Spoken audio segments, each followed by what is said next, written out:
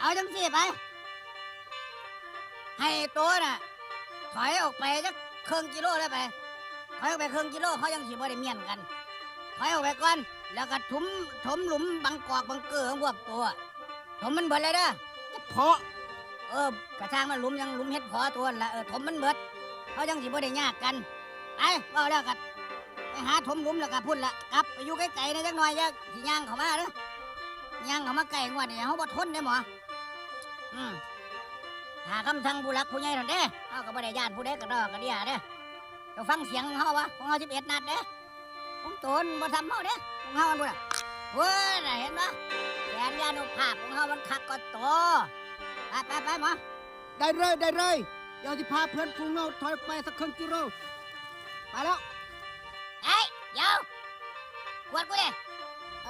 อย่ามาลืมเนาะว่าสิห่อก็มากินทั้ง